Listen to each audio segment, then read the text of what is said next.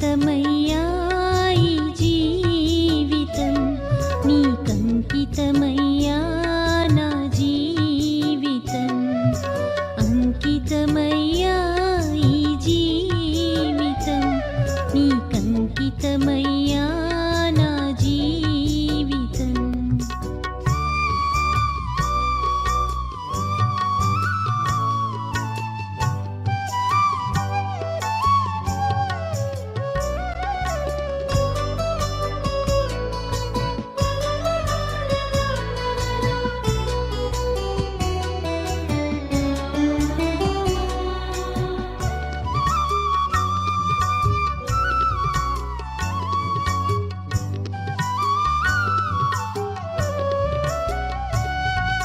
చుక్కాని లేని నావలా నేను లోకపుటాసెలో తిరుగాడినాను.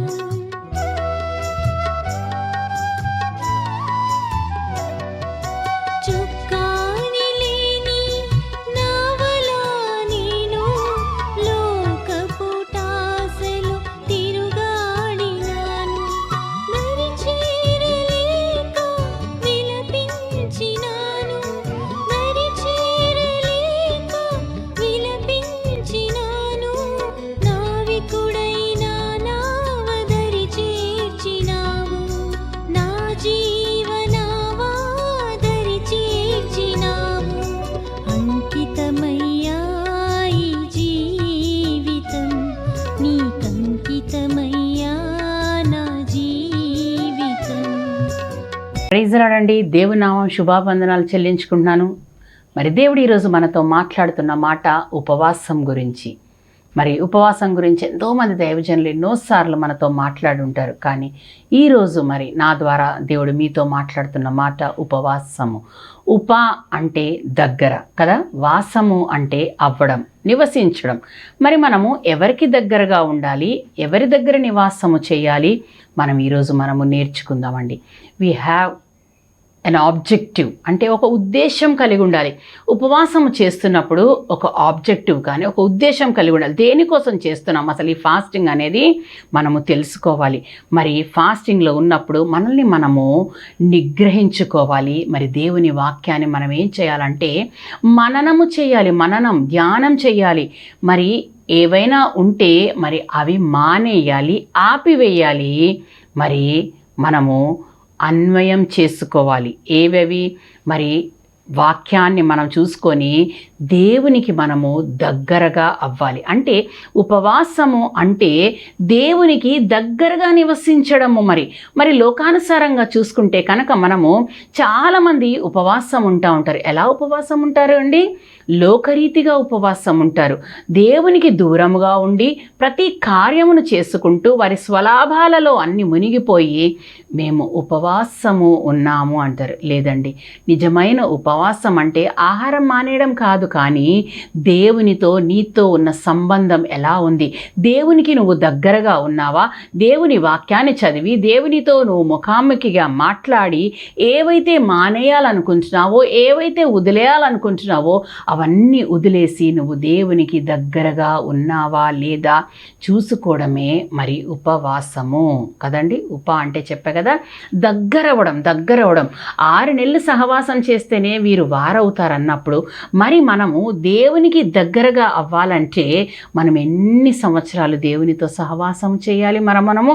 మరి మన ఉపవాసము చూసుకున్నట్లయితే సాధారణమైన ఉపవాసం మనం చూసుకోగలం. బైబిల్ గ్రంథములో మరి దానియేలు పార్షియల్ ఫాస్టింగ్ చేసినట్లు మనం చూసుకోగలుగుతున్నాం. దానియేలు గ్రంథము 10వ అధ్యాయం 3వ వచనంలో మనం చూసుకున్నట్లయితే అక్కడ దానియేలు ఉపవాసం గురించి మనకి తెలుస్తుంది. మరి నిర్గమకాండం 36వ అధ్యాయంలో చూసుకున్నట్లయితే అబ్సల్యూట్ ఫాస్టింగ్ అంటే ఏమీ తినకుండా త్రాగకుండా ఉపవాసం ఉన్న భక్తుల కోసం కూడా మనము చూసుకోగలుగుతాం. కానీ వారి శరీరాలని బట్టి, వారి పరిస్థితులను బట్టి, వారి ఆరోగ్యంను బట్టి ఇప్పుడు పరిస్థితిలో మరి మనము ఫాస్టింగ్స్ని మనము ఎలా చేసుకోవాలో మనము చూడగలుగుతున్నాం. మరి అక్కడ చూసుకున్నట్లయితే మోషే గారు అక్కడ 40 రాత్రులు 40 దినాలు మరి ఫాస్టింగ్లో ఉన్నట్టు మనం చూసుకుంటున్నాం. మరి దేవునితో మంచి ఫ్రెండ్షిప్ ఉందంట, మంచి సన్నిహితం ఉంది. ఆయన దేవునితో ఫ్రెండ్షిప్ చేశాడండి, లోకంతో ఫ్రెండ్షిప్ చేయలేదు, దేవునితో ఫ్రెండ్షిప్ చేశాడు. కాబట్టి తన ముఖము తేజస్సుగా మారిపోయిందంట. మరి ఈరోజు నీవు నేను ఉపవాసం అని చెప్పుకుంటూ ఉపవాసములో ఉంటే కనుక నీ మొహం ఎలా ఉంది? నువ్వెవరితో ఫ్రెండ్షిప్ చేస్తున్నావు? ఉపవాసం అని పేరు పెట్టుకొని మనుషులతో ఫ్రెండ్షిప్ చేస్తున్నావా? ఉపవాసం అని చెప్పుకొని నువ్వు దేవునితో ఫ్రెండ్షిప్ చేస్తున్నావా? నా ప్రియ సహోదరి సహోదరుడా, మనం తెలుసుకోవాలి. మరి మనం ఉపవాసము చేస్తున్నప్పుడు దాని అర్థము కొన్ని రోజులు, కొన్ని గంటలు ఆహారము తీసుకోకుండా మరి మనస్సు ఎవరిపైన కేంద్రీకరించాలి? దేవునిపై మనము కేంద్రీకరించాలి. ఆయనపైనే మనము పూర్ణముగా ఆధారపడాలి. మనస్సుని మనము దేవునిపైన కంప్లీట్గా ఆయన పైన మనము డిపెండ్ అయిపోయి ఉపవాసములో ఆయనతో మనము సంబంధాన్ని ఏర్పరచుకోవాలి. నువ్వు గంట ఉన్నావా, 2 గంటలున్నావా అనవసరం, కానీ ఆ ఉన్న గంట నువ్వు దేవునితో స్పెండ్ చేస్తున్నావా? ఏకాంతంగా ఉన్నావా? దేవునితో అయ్యా ఈరోజు నన్ను బ్రతికించావు, అసలు ఎందుకు నాకు ఈ జీవం ఇచ్చావని ఏ రోజైనా మనం దేవుని అడుగుతున్నామా? ఎంతసేపు మన సొంత లాభాలు, కొడుకులు, కూతుర్లు, ఆస్తులు, అంతస్తుల కోసం మనం ఉపవాసం ఉండి కన్నీరు కారుస్తున్నామండి. చాలామంది ప్రేయర్ చేస్తున్నాము, సిస్టర్ ప్రేయర్ చేస్తున్నాము, ప్రేయర్ చేయండి. దేనికోసము? కారు కొనుక్కోవాలి, బిల్డింగ్ కావాలి, పెళ్ళిళ్ళు కావాలి. అరే ఎంతసేపు లోకానుసారమైన బెనిఫిట్సే కానీ అసలు దేవుని రాజ్యం కట్టబడాలి. దానికోసం నువ్వు ఏ రోజైనా ఉపవాసం ఉన్నావా? నీ దైవజనుడు నీ కోసం కన్నీరు కారుస్తున్నారే, ప్రతిరోజు ఉపవాసము చేసి నా బిడ్డలు బాగుపడాలి, నా బిడ్డలు స్థిరపడాలి, నా బిడ్డలు సంపూర్ణంగా ఆశీర్వదింపబడాలి అని వారు కన్నీరు కార్చి ప్రార్థిస్తున్నప్పుడు నీవు ఒక్క గంటైనా వారి కోసం ప్రార్థిస్తున్నావా? నా సహోదరి సహోదరుడా, వారు బాగుపడాలి, వారు ఇంకా ఆత్మలు సంపాదించాలి, వారికి కావలసిన సమృద్ధిని దయచేయని ఏ రోజైనా నువ్వు ఉపవాసం ఉండి ప్రార్థించావా? అయ్యా ప్రార్థించండి, అమ్మా ప్రార్థించండి అని వారికి ఉపవాసం నువ్వు చెప్తున్నావు, కానీ నీ శరీరాన్ని మాత్రం నువ్వు నలగొట్టుకోవట్లేదు. దేవునితో సహవాసము చేయాలి. దేవునితో సహవాసము నువ్వు ఎప్పుడైతే చేస్తావో నీ మొహము తేజస్సుగా మారిపోతుంది. మరి ఎలాంటి ఆహారము తీసుకోకుండా దేవునిలో నువ్వు ఆరాధన చేసేవారిగా ఉండాలి. ఎప్పుడైతే నువ్వు శరీరాన్ని నలగొట్టుకుంటావో, ఎప్పుడైతే నువ్వు దేవుని పైన మరి నీ మనస్సును కేంద్రీకరించుకుంటావో కేవలము దేవుణ్ణి నువ్వు చూడగలుగుతావు. నీ మనస్సు దున్నబడుతుంది. నువ్వు దేవుడు చేసిన అద్భుత కార్యాలని, దేవుడు చేసిన మేలను తలంచుకుంటూ ఉంటే నీ కన్నీరు ఆగదు. నా సహోదరి సహోదరుడా, ఈరోజు బ్రతికున్నావంటే దేవుడే అని, ఈరోజు బ్రతికున్నందుకు ఆయనే అని, ఈరోజు జీవం ఇచ్చిన దేవుణ్ణి నువ్వు ఆరాధించకుండా ఉండలేవు. కాబట్టి ఈ ఉపవాస ప్రార్థనలో బైబిల్ చదువుకోవడము, దేవుణ్ణి స్తుతించడము, దేవుణ్ణి ధ్యానము చేయడము, ప్రార్థించడము మనము చేస్తూ ఉంటాము. కానీ బైబిల్లో ఉపవాసం గురించి 50 సార్లు ప్రస్తావించడం జరిగింది కదా. మరి దేవుని ముందు మన బాధను వ్యక్తం చేసే విధంగా మనల్ని మనం సంపూర్ణంగా ఆయన సన్నిధిలో మనము సమర్పించుకునే ఒక సాధనముగా ఉంది. ఎందుకంటే అందరూ చెప్తా ఉంటారు, ఏదైనా ఒక కార్యము జరగాలి అంటే అమ్మా ఉపవాసము చేయి, అమ్మా ఉపవాసము చేసి ప్రార్థించు అంటే అప్పుడు మనం దేవునితో సహవాసం ఉంటామండి. కడుపు మీద మనము ధ్యానం పెట్టకుండా తిండిని మనం కంట్రోల్ చేసుకొని మన శరీరాన్ని మనం కంట్రోల్ చేసుకున్నప్పుడు మనం ఒక ఆబ్జెక్ట్ మీద మనము కేంద్రీకరిస్తాం. కాబట్టి ఉపవాసము మీద మరి ధ్యానం ఉంచాలి అన్నారు. మరి న్యూ టెస్టిమెంట్లో మనం చూస్తే కనుక మరి యేసు తన పరిచర్యను ప్రారంభించేటప్పుడు ఏం చేశారు? అరణ్యములోనికి వెళ్ళి తండ్రిని ప్రార్థించినట్లు చూస్తున్నామండి. ఒక కార్యము చేయాలంటే, ఒక పని స్టార్ట్ చేయాలంటే ప్రార్థన, విజ్ఞాపన, ఉపవాసముతో మనం ఆ పనిని కనుక చేస్తే దేవుడు సక్సెస్ఫుల్గా కంప్లీట్ చేస్తారు. యేసుక్రీస్తు వారు మనకు ఒక రోల్ మోడల్గా మనకి చూపించాడండి. ఇదిగో నేను చేశాను ఉపవాసము, నా పరిచర్యను స్టార్ట్ చేయాలనుకున్నప్పుడు నేను ఉపవాసముతో వెళ్ళానని మత్తయి సువార్త 4వ అధ్యాయం మొదటి 2 వచనాల్లో మనం చూసుకున్నామండి. మరి మనము కూడా ఏదైనా ఒక కార్యం చేయాలనుకుంటే కనుక మన జీవితాన్ని మనం ఉపవాసముతో మనము స్టార్ట్ చేయాలి. అలా కొంతమంది ఉపవాసము చేసుకొని వారి జీవితాన్ని ఎలా కట్టుకున్నారో మనం ఈరోజు చూసుకుందామండి. యెహోషాపాతు చూసుకున్నట్లయితే 2వ దినవృత్తాంతముల గ్రంథము 20వ అధ్యాయము 3వ వచనంలో చూసుకున్నట్లయితే ఆయన యూదులందరికీ ఒక ఆజ్ఞ ఇచ్చాడంట. ఏమనంటే ఆ ముగ్గురు రాజులు మరి ఎదుర్కోవడానికి వస్తున్నారండి. అక్కడ మనం చదువుకున్నట్లు చూస్తే యుద్ధానికి వస్తున్నాడు. ముగ్గురు రాజులు యెహోషాపాతు మీద యుద్ధానికి వస్తున్నప్పుడు ఆయన యుద్ధ సన్నాహాలు చేసుకోకుండా యూదులందరికీ ఒక రూల్ని ఆయన ఇచ్చాడు. ఏంటంటే మనము ఉపవాసం ఉందాము అన్నారు. మనమైతే ఏం చేస్తామండి, కర్రలు రెడీ చేయండి, అవి చేయండి, ఇవి చేయండి అని మానవులుగా మనం ప్రయత్నిస్తాం. కానీ యెహోషాపాతు దేవుణ్ణి నమ్మాడండి. ఎస్, నేను ఉపవాసం ఉంటాను, మీరందరూ ఉపవాసం ఉండడం కాదు, నేనుంటాను, నాతో కూడా మీరందరూ ఉపవాసం ఉండండి అని చాటింపించాడు. ఎస్, ముగ్గురు రాజులు ఎదుర్కోవడానికి వచ్చినప్పుడు తన శక్తి సరిపోదనుకున్నాడేమో, తనకున్న సామర్థ్యం సరిపోతున్నాడేమో, తనకున్న మరి యుద్ధ వీరులు అంతమంది ఉన్నా కూడా ఆయన ఏమనుకున్నాడంటే, ఎంతమంది ఉన్నా సున్నానే, కానీ దేవుడు నాతో ఉంటే నన్ను మరి విజయం సాధించగలను అనుకున్నాడేమో. మరి ప్రార్థన చేయడానికి ఆయన మరి పూనుకున్నాడు. చూసారండి, రాజులు యుద్ధానికి వస్తున్నప్పుడు ఆయన యుద్ధమునకు సిద్ధము కాకుండా ప్రార్థనలో ఉపవాసముతో దేవుని సన్నిధిలో కనిపెట్టి నేనేం చెయ్యాలి ప్రభువా అని దేవుణ్ణి అడిగి దేవుడి దగ్గర జవాబు పొందుకున్నాడు. ఎస్, ఈరోజు నువ్వు మరి మనుషులుగా ఉన్నప్పుడు, శరీరముతో పోరాడుతున్నప్పుడు, లోకముతో పోరాడుతున్నప్పుడు, ఇక్కడ ముగ్గురు రాజుల్ని ఎదుర్కోవడానికి శక్తి సరిపోదు అనుకున్నాడు. మరి ఈరోజు నువ్వు ఎంతమందితో పోరాడుతున్నావో నా కుమారుడా, కుమార్తె, ఉపవాసము చాటించుకో, నీతో పాటు నలుగురిని జతపరుచుకో. ఈరోజు ఈ పరిష్కారాన్ని కావాలి నాకు ఆయన అని నిన్ను నువ్వు దేవుని సన్నిధిలో సమర్పించుకున్నట్లయితే యెహోషాపాతుకి ఎలాగైతే విజయం ఇచ్చాడో దేవుడు, ఈరోజు నీకు నాకు కూడా విజయమును దయచేసే దేవుడుగా ఉన్నాడు. హల్లెలూయా. మరి అక్కడ మనం చదువుకున్నట్లయితే మరి రాజుకు విజయం కలగచేస్తాడండి. మరి ఎస్తేరు గ్రంథము 4వ అధ్యాయము 3వ వచనంలో మనం చూసుకున్నట్లయితే తన కూడా యూదులందరికీ ఉపవాసము చేయమని చాటించింది. ఎందుకంటే హామాను ఇచ్చిన తాకీదు ఏమని, యూదులందరినీ చంపాలని ఒక ఆజ్ఞ ఇచ్చాడు. దాన్ని మార్చడానికి ఆమె రాజు దగ్గరికి వెళ్ళి ప్రాధేయపడలేదండి. ఆ శాసనాన్ని తీసివేయని పాదాల దగ్గరికి వెళ్ళలేదు ఎస్తేరు రాణి.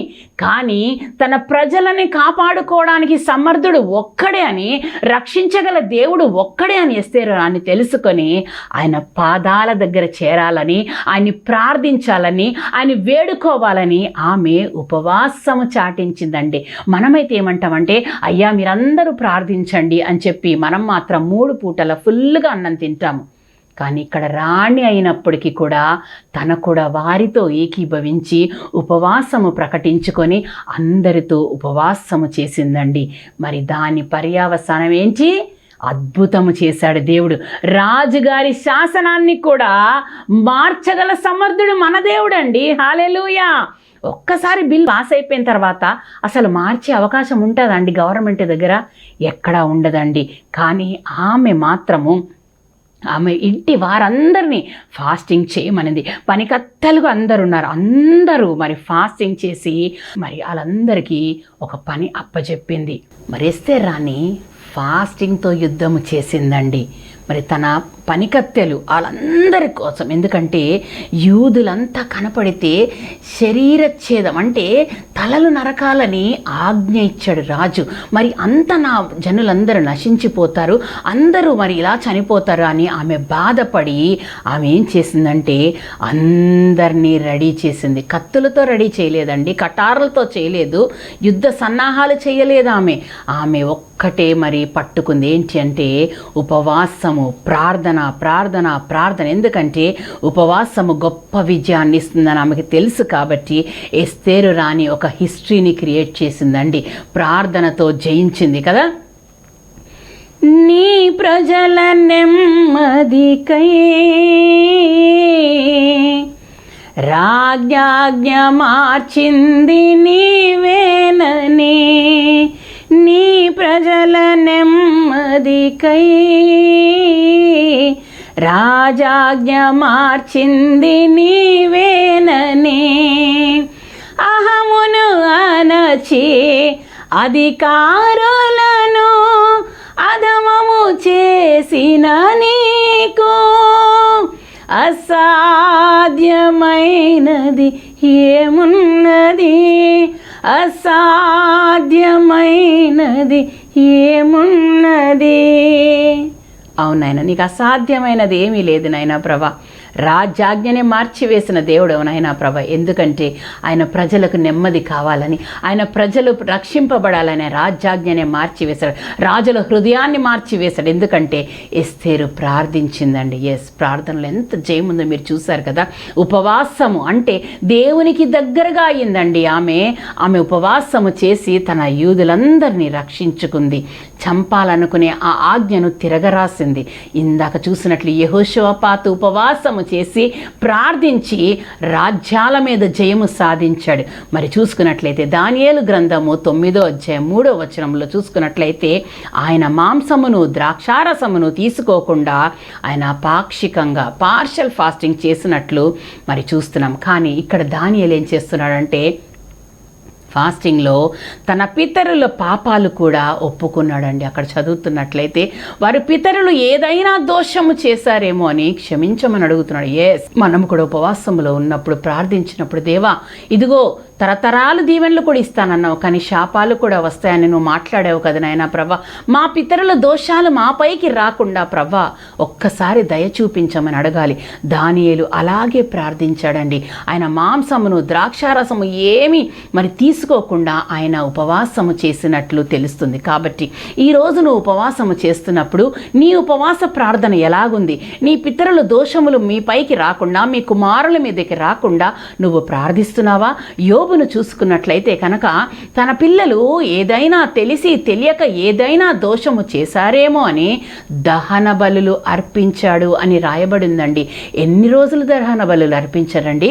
ఒక్కరోజు కాదు, 2 రోజులు కాదు, నిత్యము దహన బలులు అర్పించాను. అంటే ప్రతిరోజు వారు కుమార్తెలు తెలిసి తెలియక ఏదైనా దోషము చేశారేమో అని దేవుని సన్నిధిలో ఆయన బలులను అర్పించుకొచ్చాడు. చూసారండి, ఈరోజు నీవు నేను దేవునికి ఏ బలులు ఇస్తున్నాము? ఓన్లీ జిహ్వ బలులమే. కాబట్టి ఉపవాసములో ఉన్న నీవు మరి ఏవైనా దోషములు తెలిసి తెలియక చేస్తే గనక ఆ ఉపవాసములో మనం ఏం చేయాలంటే పరిహారమును అందుకోవాలి, అక్కడి నుంచి మనం విముక్తి పొందుకోవాలి. కాబట్టి ఈరోజు దానియేలు మనకి నేర్పిస్తున్నాడు, ఎలా ఉపవాసం ఉండాలో మనతో మాట్లాడుతున్నాడు. మరి సాక్షాత్తు యేసయ్య గారు మత్తయి సువార్త 4వ అధ్యాయం 2వ వచనంలో చూసుకున్నట్లయితే యేసయ్య పగలు రాత్రి ఏమి ఆహారము తీసుకోకుండా ఉపవాసము చేసి తండ్రిని ప్రార్థించినట్లు మనం చూస్తున్నాం.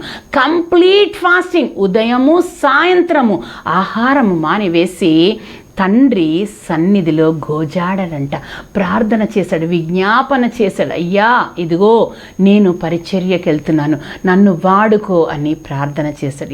ఈరోజు నువ్వు ఏ పనికైతే వెళ్తున్నావో, ఏ దానికైతే వెళ్తున్నావో, దేవుని సన్నిధిలో ప్రార్థిస్తున్నావా? దేవుని సన్నిధిలో అడుగుతున్నావా? దేవుని సన్నిధిలో గోజాడుతున్నావా? నువ్వు ఉపవాసం మనుషులకి కనపడేలాగా చేస్తున్నావా, లేదా దేవునికి కనపడేలాగా చేస్తున్నావా? దేవుడు ప్రార్థించినప్పుడు శక్తిని దయచేసి దేవుడుగా ఉన్నాడు. మీరు ఎప్పుడైతే బలహీన అప్పుడు దేవుడు బలపరుస్తానని దేవుడు వాగ్దానం చేస్తున్నాడు కదా నా ప్రియ సహోదరి సహోదరుడా. కాబట్టి ప్రార్థనలోని ఎంతో శక్తి ఉంది. ఆ ప్రార్థనలో దానియేలు, శద్రకు, మేషకు, అబేద్నెగోలు ఎన్నో విజయాలు సాధించారు. ఈ రోజు నువ్వు విజయం పొందాలి అంటే, ఈ రోజు నువ్వు అద్భుతాలు చూడాలనుకుంటే, ఈ రోజు ఎవ్వరు చేయని కార్యాలు దేవుడు నీ జీవితంలో చెయ్యాలి అనుకుంటే కనుక నువ్వు ఉపవాసం ఉండి దేవునికి దగ్గరగా నువ్వు ఉండాలి. మరి దినవృత్తాంత గ్రంథము 9వ అధ్యాయం 9వ వచనంలో మనం చూసినట్లయితే అక్కడ మోషే గారు సీనాయి పర్వతము మీద ఎలాంటి ఆహారము తీసుకోకుండా 40 రాత్రులు 40 పగలు మరి అక్కడ మరి ఉపవాస ప్రార్థన చేసినట్లు మనం చూస్తున్నాం కదా. మరి మానవ మాత్రులకు అది అతీతంగా దేవుని సన్నిధిలో మోషే ప్రవక్తగా మరి ఆయన గొప్ప శక్తిని పొందుకున్నాడండి. మోషే ప్రార్థించగా మన్నాను కురిపించితివి, యెహోషువ ప్రార్థించగా సూర్యచంద్రులనాపితివి. ఈరోజు ఆపగలుగుతున్నామండి? అంత శక్తిమంతులమా, అంత బలవంతులమా మనము? మోషే ప్రార్థించగా మన్నాను కురిపించిన దేవుడండి. అంటే మోషే గారు దేవునితో ఎంత సహవాసము చేశారో, ఎంత దేవునికి కనెక్ట్ అయ్యాడో, ఎంత ఫ్రెండ్షిప్ చేశాడో ఒక్కసారి ఆలోచించుకున్నామా? ఉపవాసాలకు సంబంధించి తప్పనిసరి కొన్ని రోజులు ఉపవాసాలు మనము చెయ్యాలి అని నియమంలో బైబిల్ ఎక్కడా లేదండి. కానీ మరి ప్రవక్తలు, దేవుని యాజకులు, దేవుని జనాంగము ఆచరించిన విధానాల్ని బట్టి మనము కూడా మన ఉపవాసము చేస్తే మంచిది అనుకొని మనము ఉపవాసము చేయాలండి. మన ఆరోగ్యమును బట్టి, శరీరం మరి పరిస్థితులను బట్టి ఇన్ని రోజులు ఉపవాసం అని చేస్తే కనుక మనల్ని నిర్ణయించుకొని మనము దేవునికి దగ్గర అవ్వాలి. మరి ఎజ్రా గారు మరి ఎజ్రా గ్రంథము 10వ అధ్యాయం 6వ వచనంలో చూసుకున్నట్లయితే అక్కడ కూడా ఆయన 3 రోజులు మరి ఆయన ఆహారము తీసుకోకుండా, పానీయాలేమి తీసుకోకుండా ఆయన ఉపవాసము చేసినట్లు మనము చూడగలుగుతున్నాం. కాబట్టి మనము మరి ఉపవాసం ఉన్నప్పుడు దేవుడు ఏం చూస్తున్నాడు మనలో? ఎందుకంటే వాక్యం సెలవిస్తుంది కదా, నీ ఉపవాసం ఉన్నప్పుడు నీ గదిలోనికి వెళ్ళి రహస్యమందు చూచుచున్న నీ తండ్రి నీకు ప్రతిఫలము దయచేయులాగా ప్రార్థన చేయాలి. నువ్వు మనుషులకి కనపడేలాగా ఉపవాసము చేసి ఈరోజు నేను నీరసంగా ఉన్నాను, బలహీనంగా ఉన్నామని ఎవరైనా అడిగినప్పుడు అయ్యా సిస్టర్ నేను ఉపవాసము చేస్తున్నానని మనం చెప్పుకోవడం కాదండి. దేవుని సన్నిధిలో ఉపవాసం ఉండి నీ కన్నీరు ఆయన దగ్గర పెట్టి, నీ గోజ నీ ప్రతి ప్రార్థన విజ్ఞాపనలన్నీ ఆయన సన్నిధిలో నువ్వు గోజాడితే కనుక దేవుడు తప్పకుండా నీ ఉపవాస ప్రార్థనని అంగీకరిస్తాడు అని దేవుని వాక్యం సెలవిస్తుంది. మరి చాలామంది ఒక్కరోజు బైబిల్ దాంట్లో కూడా ఒక్కరోజు చేసినట్లు మనము చూడగలుగుతున్నాము. మరి ఒక రాత్రి ఒకరు పగలు చేసినట్లు చూస్తున్నాం. 3 రోజులు మరి 7 రోజులు 14 రోజులు 21 రోజులు 40 రోజులు ఉపవాసము చేసినట్లు మనము చూస్తున్నాము. కొన్ని సందర్భాల్లో ప్రత్యేకంగా ఇన్ని రోజులు అని కాక మరి అందరూ దైవజనులు వారికి అనుకూలమైన దినాల్ని మరి ఉపవాస దినాలుగా ప్రకటిస్తున్నారు. చూస్తున్నారుగా చాలామంది దైవజనులు 52 రోజులు 40 రోజులు. ఎందుకంటే అంశాల కోసం, ఆత్మల భారము కలిగి ఆత్మలు నశించకుండా ఉండాలి అనుకొని మరి లోకంలో ఉన్న పరిస్థితులను బట్టి, మరి గందరగోళ పరిస్థితులను బట్టి వారు ఉపవాసాలు ఉంటున్నారండి. వారి శరీరాల్ని త్యాగం చేసుకొని, వారి కుటుంబాలని త్యాగం చేసుకొని ఉపవాసం ఉండి కన్నీరు కారుస్తున్నారు. మరి యోనా సువార్త మరి చూసుకున్నట్లయితే 3వ అధ్యాయం 5వ వచనంలో కూడా మనం చూసుకోగలము. నినివే పట్టణస్థులు మారు మనస్సు నిమిత్తము ఘనులేమి అల్పులేమి అందరూ కలిసంట గోనె పట్ట కట్టుకొని ఉపవాసముండి ప్రార్థించెను అని రాయబడిందండి. చూసారండి, ఘనులేమి అల్పులేమి అందరంట మారు మనస్సు నిమిత్తము. ఈరోజు నేను ఎవరైనా మారు మనస్సు పొందుకుంటున్నారని ప్రార్థించగలుగుతున్నామా? మన కుటుంబంలో రక్షణ లేకుండా, మారు మనస్సు లేకుండా ఎంతమంది అయితే ఉన్నారో వారి కోసం ఏ రోజైనా మరి నేను ఉపవాసం ఉండి ప్రార్థించగలుగుతున్నామా? నా ప్రియ సహోదరి సహోదరుడా, దేవుడు మాట్లాడుతున్నాడు. అక్కడ రాజంట మరి ప్రజలు బూడిద నెత్తి మీద వేసుకొని మమ్మల్ని క్షమించండి అని అక్కడ ప్రార్థిస్తున్నారు. యోనా గ్రంథంలో రాబోతున్న కష్టము నుండి మమ్మల్ని తప్పించమని ధనవంతులు, దరిద్రులు అందరూ గోనె పట్ట కట్టుకున్నారండి. రాబోతుందండి ఉగ్రత దినము, రాబోతుంది. దేవుడు మరి ఉగ్ర రూపుడే రాబోతున్న దినములో మనం అందరం గోనె పట్ట కట్టుకొని మనల్ని మనం తగ్గించుకొని ఉపవాసం ఉండి దేవుని సన్నిధిలో ప్రార్థించాలి. ఎందుకంటే ఆయన రాజ్యంలో మనం చేరాలంటే మనము తగ్గింపు స్వభావము కలగాలి. కాబట్టి యావేలు గ్రంథము 2వ అధ్యాయము 12వ వచనంలో కూడా మనం చూసుకున్నట్లయితే దేవుని తట్టు తిరగడానికి వారు ఉపవాసము చేసెను అని మనం చూడగలుగుతున్నాం. చెడు అలవాట్లకు బానిసలైపోయి మరి వారిని విడిపించడానికి అక్కడ ప్రేయర్ చేసినట్లు మనము చూస్తున్నాము. కాబట్టి ఇప్పుడైనను దేవుడు మాట్లాడుతున్నాడండి. ఆ రోజు ఇశ్రాయేలు ప్రజలతో మాట్లాడాడు. ఇప్పుడైనా మీరు తిరిగి వస్తే నేను మిమ్మల్ని విడిపిస్తాను, రక్షిస్తాను, క్షమిస్తాను అని మాట్లాడుతున్నాడు. మరి ఇప్పుడైనను ముందు జీవితం ఎలాంటిదో వదిలేసే, take a decision right now. దేవుని తట్టు తిరుగు, నీ పాపాలు దేవుని సన్నిధిలో మరి ఒప్పుకో. Repent in the presence of the lord. మరి మొన్న రాజ్ ప్రకాష్ గారు రిపెంటెన్స్ ప్రేయర్ పెట్టారండి. ఎంతమంది యవ్వనస్తులు ఆ ప్రేయర్కి వెళ్ళారు, వారి జీవితాన్ని దేవుని సన్నిధిలో సమర్పించుకున్నారు. యవన బిడ్డ, యవన కుమారుడా, కుమార్తె, రిపెంటెన్స్, పాత జీవితం వదిలేసి నూతన సృష్టిగా మారాలి. ఉపవాసము ద్వారా నీ జీవితాన్ని నువ్వు కట్టుకునే స్థితిలో ఉండాలి. దేవుని సన్నిధిలో ఒప్పుకోవాలి. ఇంతవరకు లోకంలో ఉన్నావేమో, కానీ ఇప్పుడు అంటున్నాడు దేవుడు, నా కుమార్తె రావా, నిన్ను పేరు పెట్టి పిలుస్తున్నాను కదా, ఇదిగో నీ పేరు నా అరచేతిలో చెక్కుకున్నానని దేవుడు వాగ్దానం చేస్తున్నాడు. రా, నా తట్టు తిరుగు అని దేవుడు మాట్లాడుతున్నాడు. ఉపవాసం ఉండి అక్కడ అందరూ ప్రార్థించారు. పరిస్థితిని బట్టి కన్నీరు విడిచారు. ఉపవాస ప్రార్థన దేవుని యొద్దకు మరి తిరిగి రావడానికి అక్కడ ఉపయోగపడుతుంది అని రాయబడింది. ఉపవాస ప్రార్థన, వారందరూ ప్రార్థన శక్తిని కోరుకున్నారు.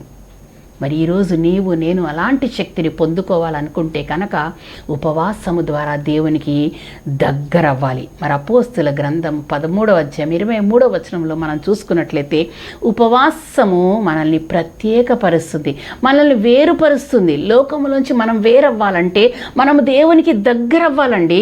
నువ్వు గనక లోకముతో మరి స్నేహము కలిగి ఉంటే నువ్వు దేవుని దగ్గరికి రాలేవు. నువ్వు ఎప్పుడైతే దేవునితో ఫ్రెండ్షిప్ చేస్తావో లోకంలోనికి వెళ్ళవండి. ఈరోజు మనం ఎక్కడున్నామో, లోకంలో ఉన్నామా, దేవునితో సహవాసం చేస్తున్నామా? ఎప్పుడైతే నువ్వు దేవుని సహవాసం చేస్తావో నువ్వు పాపంలోనికి వెళ్ళవు నా ప్రియ సహోదరు. అసలు ఆలోచనే రాదు, నీకు ఎంతసేపు ప్రార్థన అని ఉంటుంది. కాబట్టి మరి మనం ఎలాగున్నాం, మన విజన్ ఏంటి, మరి దేవుని చిత్తాన్ని మనం ఎలాగైతే మనము చేసుకుంటున్నామో మనం ఈరోజు మరి మనల్ని మనం పరీక్షించుకోవాలి. అనేక మార్లు ఉపవాసం ఉండి ప్రార్థించినట్లు 2 కొరింథీ గ్రంథము 6వ అధ్యాయం 5వ వచనంలో కూడా మనము చూసుకోవచ్చు. కాబట్టి మరి ఇందాక చెప్పినప్పుడు మరి నీవు ప్రార్థన చేయనప్పుడు ఏం చేయాలి? నీ గదిలోనికి వెళ్ళి తలుపు వేసుకొని రహస్యమందు చూచుచున్న నీ తండ్రికి నువ్వు ప్రార్థన చేయాలి. రహస్యమందు చూచుచున్న తండ్రికి ప్రార్థన చేయాలండి. మనుషులు చూస్తున్నట్టు నువ్వు ప్రార్థన చేస్తే నీకేమీ లాభం లేదండి. వాళ్ళు ఈరోజు నువ్వు చేసే చిలక పలుకులు చూసి ఆనందపడతారేమో, ఎంత బాగా చేస్తుంది సిస్టర్, ఎంత బాగా చేస్తున్నాడు బ్రదరి అని అనుకుంటారు. కానీ రహస్యమందు చూచుచున్న నీ తండ్రి ప్రతిఫలమిచ్చులాగా నువ్వు ప్రార్థన చేయాలి. ఉపవాసము చేయనప్పుడు వేషధారుల వలె ఉండకుడి అని వాక్యం సెలవిస్తుంది.